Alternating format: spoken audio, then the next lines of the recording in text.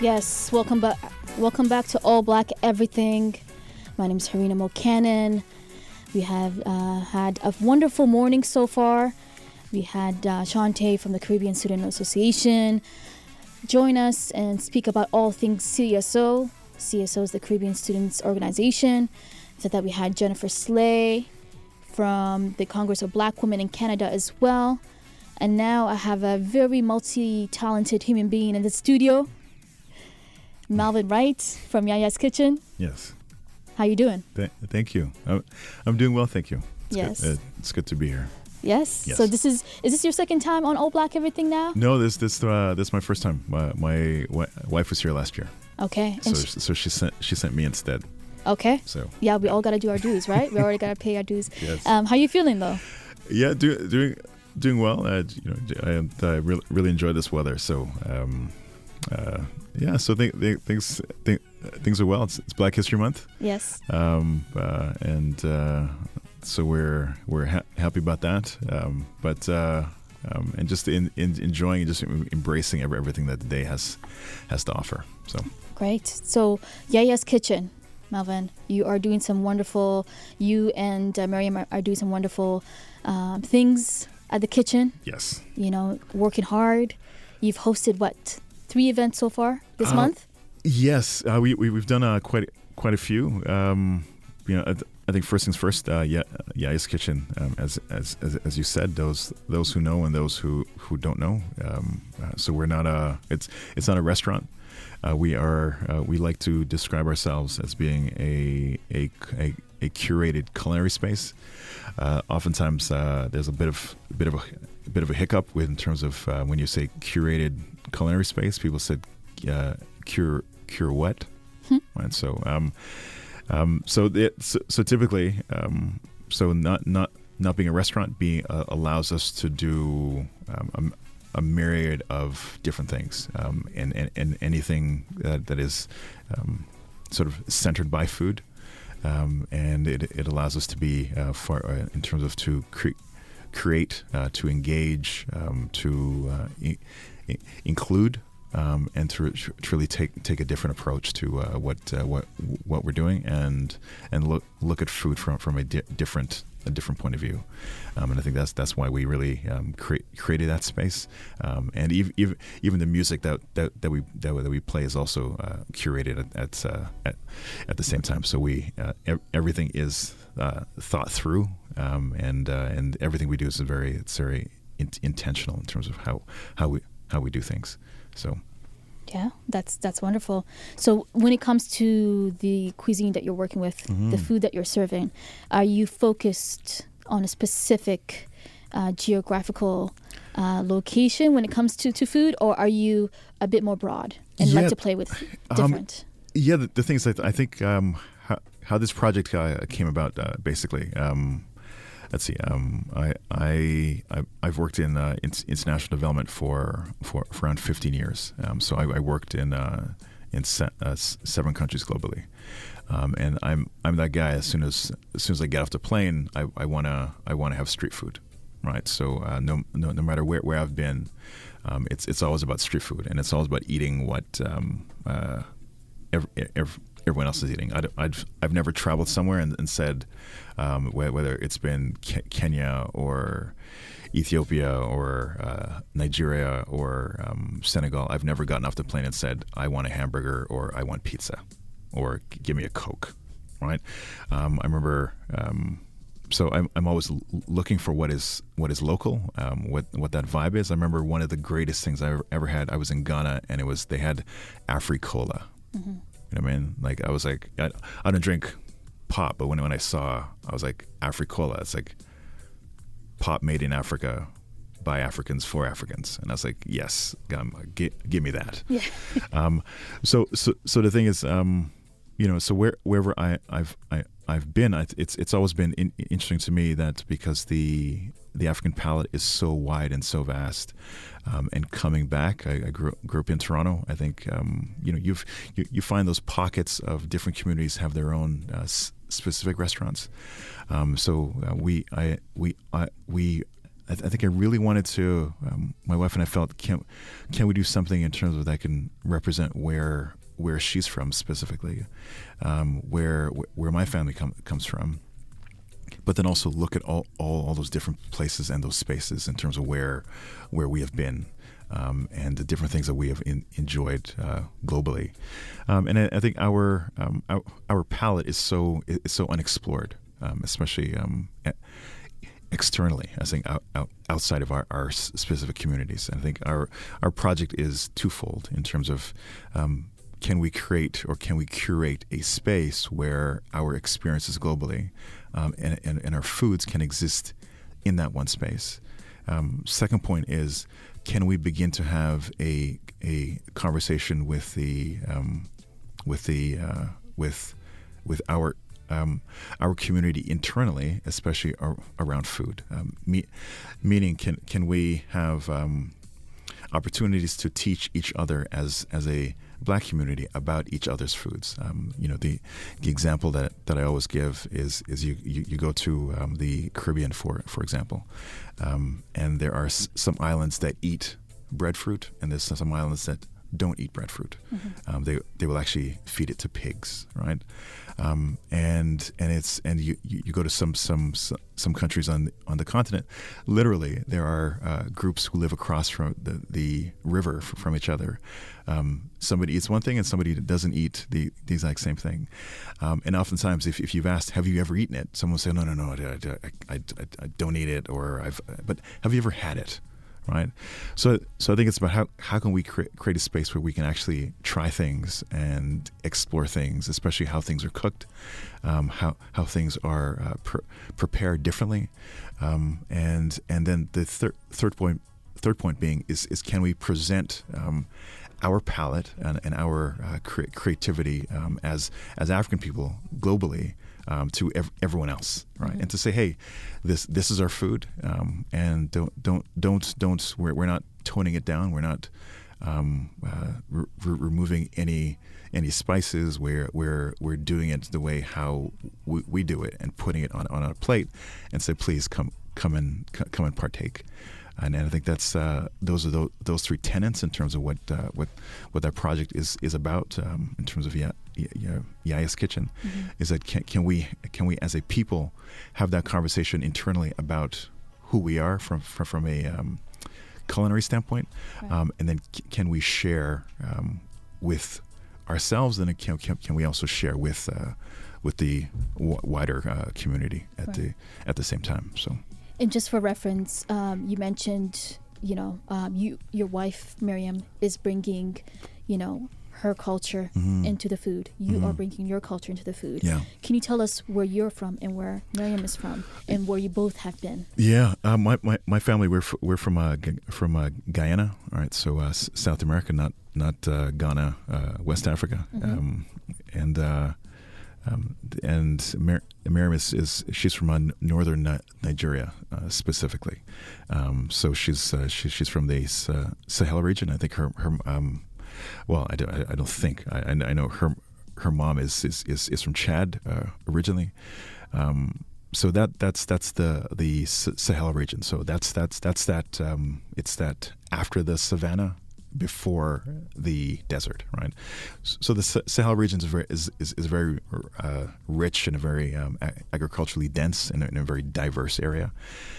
So in terms of things like you'll find maize there, you'll find Guinea corn, you'll find what's called acha or fonio, and you'll find so many different grains and different in terms of preparation. I think this Sahel goes all the way from West Africa all the way to the east, and even touches Ethiopia, right?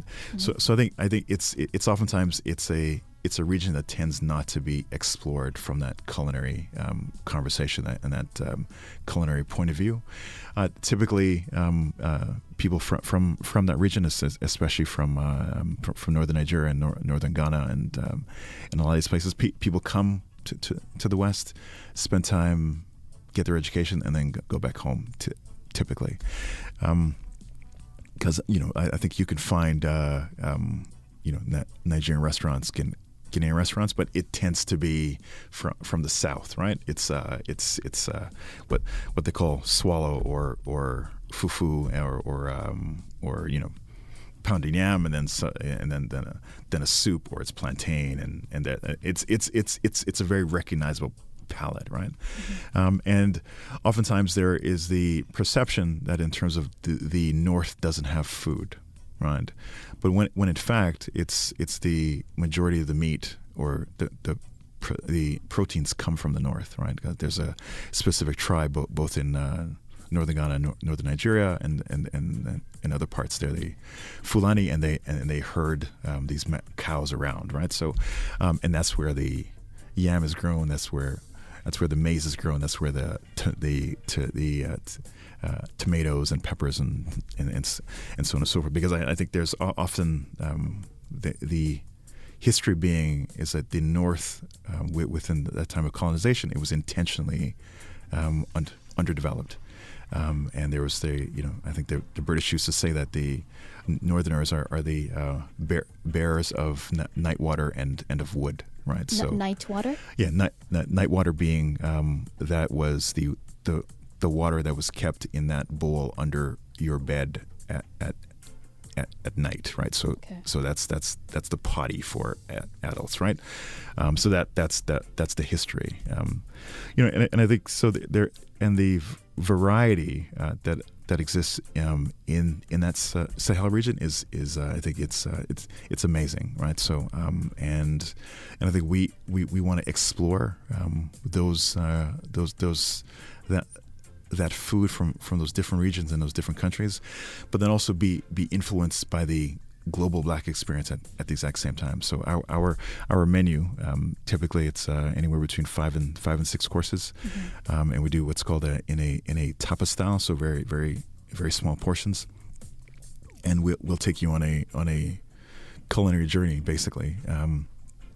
From East Africa to West Africa to the Caribbean to and all points in between, and I think it's about really being unapologetic about what we do and what we're doing, and just putting our best and our culture and our identity on that plate.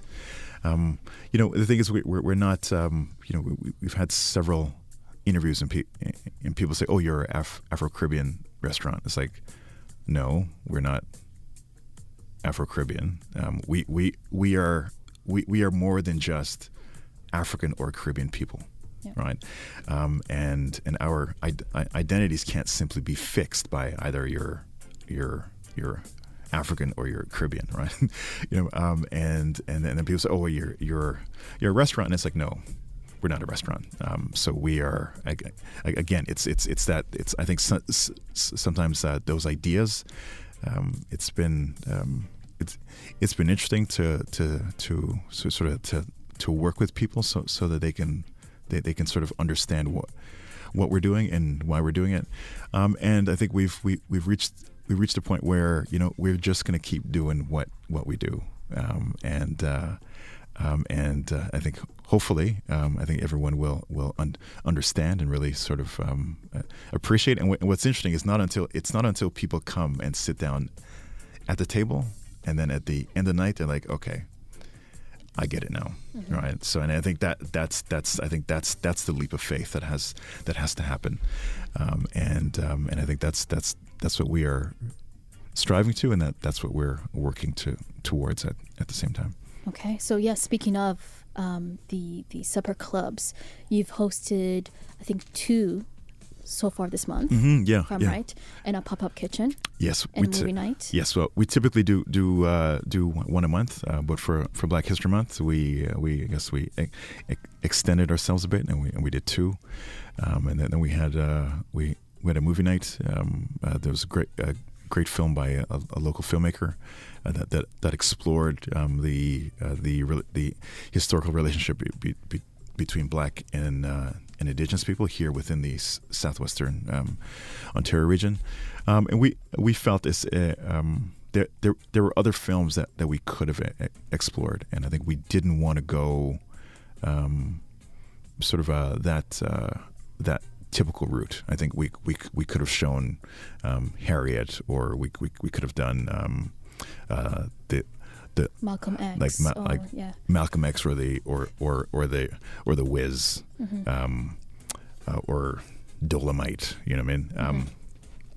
But we felt in terms of what was happening now, is especially politically within this country, and what was happening with Idle No More, and the protests that are happening currently.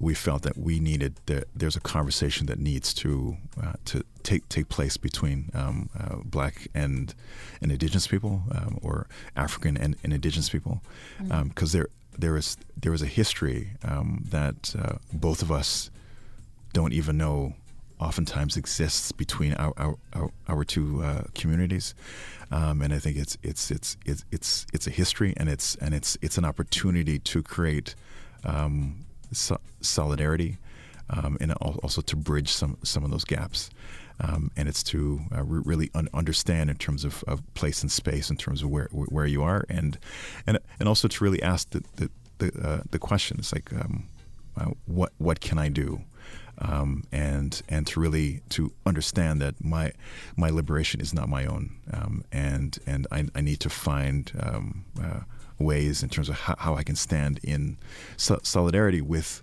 a community that basically stands side by side with me, and I think that's why we picked that film, and we felt it was the right time, and I think it was a great film. It was well received, and we're hoping to continue with that film series as we go throughout the year. So wonderful, yes, and you're absolutely reflecting the times by selecting the film. We're going to take a quick break. Once again, we are joined with Malvin Wright from Yaya's Kitchen. My name is Harina. You are listening to All Black Everything on Radio Western.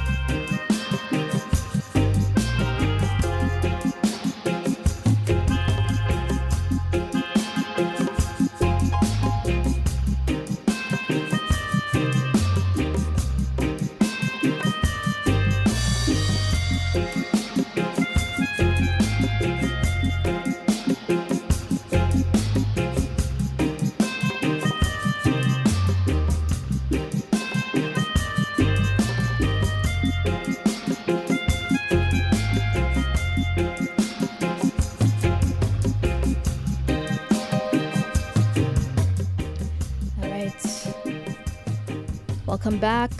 Once again, we are joined with Malvin Wright from Yaya's Kitchen, telling us about all things Yaya in London, Ontario. So tell us, because we are coming to a close here, about any upcoming projects that Yaya's Kitchen has coming up. A couple things. This Friday, we're in partnership, and also working with Plum Sessions. We're doing there's a Beats and Eats programming, so it's going to be music and so great. I think it's a great food and great music go hand in hand. So we're looking forward to that. I think that's on Friday. I believe tickets are available on Eventbrite and also at the door. The address is 630 Dundas, and that's Dundas in Adelaide.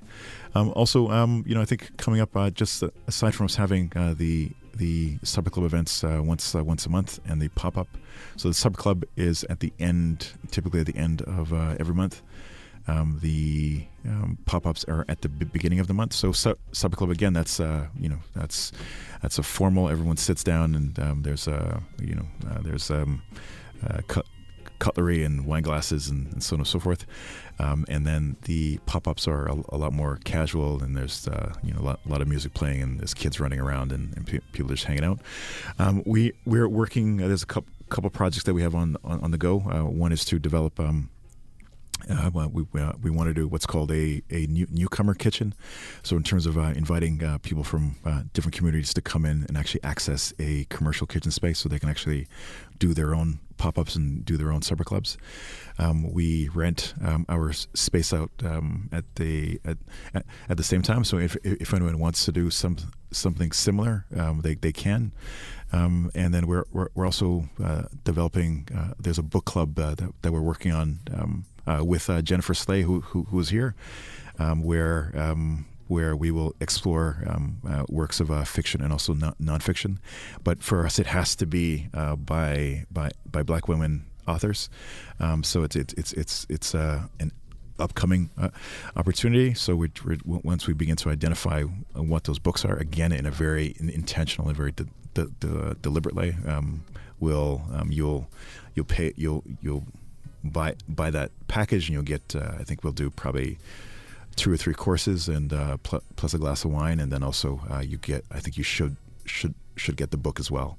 And I think there's many, and we're also always looking for opportunities to partner with food creatives or anyone who wants to access a really interesting and very unique space within London to do different things centered around food and around music at the same time. And again, where it's not a club, right?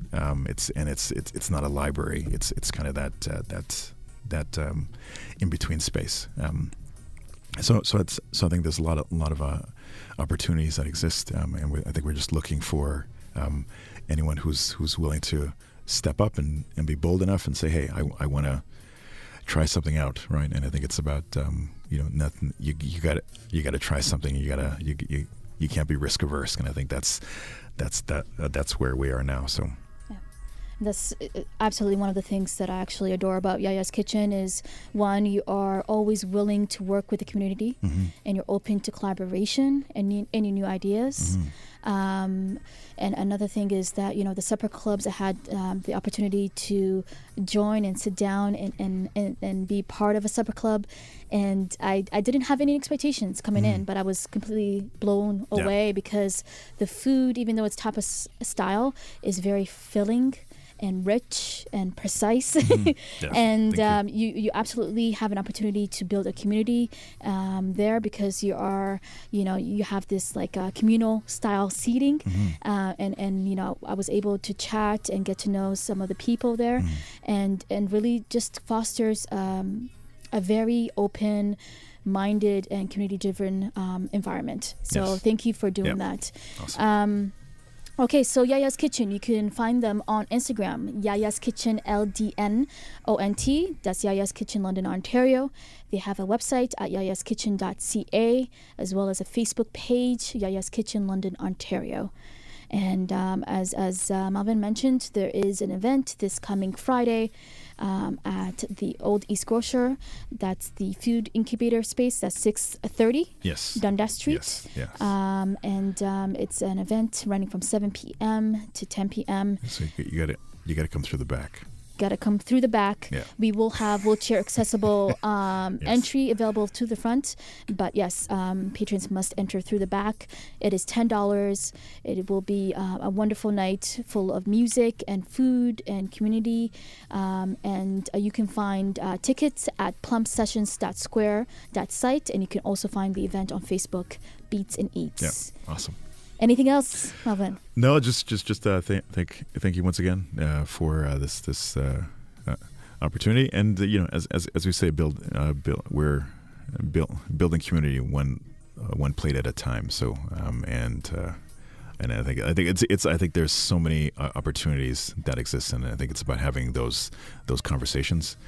And there's as you said, in that family style setting, there's something really intimate about having the person who's sitting across from you or the person who's sitting beside you is a complete stranger. And I think that's the best part. I really watching people, how they engage, and you don't want to touch elbows even, you know what I mean. So and it's really interesting towards the end of the night, those things change, and I think it's about that transformation that takes place in that space, and then eating together is a very it's a very sacred and a very ritual thing, I think, for so many cultures globally. And I think part of us is we want to use that power and use that tool, as to say how can we break down some of those barriers and explore our food and really be unapologetic, and as I said, oftentimes people don't really get it until they actually come and actually sit down and say, okay, now I understand what you're doing, and I think so for us, you gotta come and see and come and taste and come and check it out. So Absolutely. Awesome. Once again, thank you, Malvin. Awesome. From Yaya's Kitchen. Thank you. You are listening to All Black Everything. We'll be right back after these messages.